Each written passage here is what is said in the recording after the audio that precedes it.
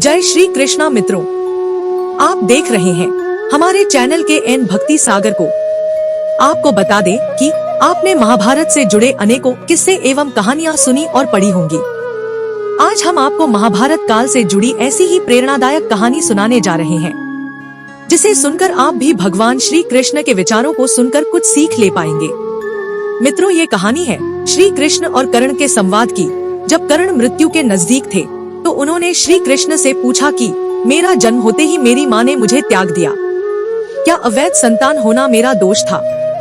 द्रोणाचार्य ने मुझे सिखाया नहीं, क्योंकि मैं क्षत्रिय पुत्र नहीं था। परशुराम जी ने मुझे सिखाया तो सही, परंतु श्राप दे दिया कि जिस वक्त मुझे उस विद्या की सर्वाधिक आवश्यकता होगी मुझे उसका विस्मरण होगा, क्योंकि उनके अनुसार मैं क्षत्रिय नहीं था। केवल संयोगवश एक गाय को मेरा बाण लगा और उसके स्वामी ने मुझे श्राप दिया, जबकि मेरा कोई दोष नहीं था।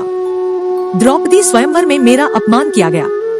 माता कुंती ने मुझे आखिर में मेरा जन्म रहस्य बताया भी तो अपने अन्य बेटों को बचाने के लिए।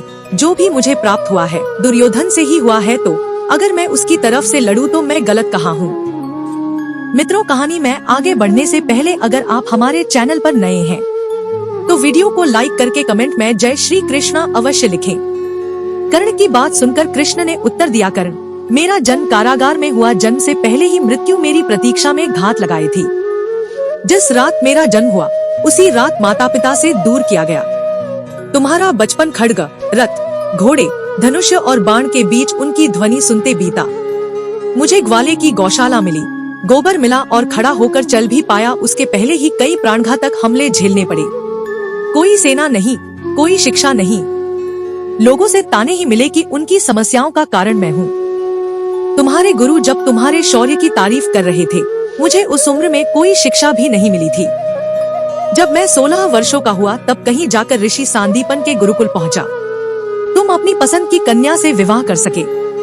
जिस कन्या से मैंने प्रेम किया वो मुझे नहीं मिली और उनसे विवाह करना पड़ा जिन्हें मेरी चाहत थी या जिनको मैंने राक्षसों से बचाया था। मेरे पूरे समाज को यमुना के किनारे से हटाकर एक दूर समुद्र के किनारे बसाना पड़ा, उन्हें जरासंध से बचाने के लिए। रण से पलायन के कारण मुझे भीरू भी कहा गया। अगर दुर्योधन युद्ध जीतता है तो तुम्हें बहुत श्रेय मिलेगा। धर्मराज अगर जीतता है तो मुझे क्या मिलेगा? मुझे केवल युद्ध और युद्ध से निर्माण हुई समस्याओं के लिए दोष दिया जाएगा।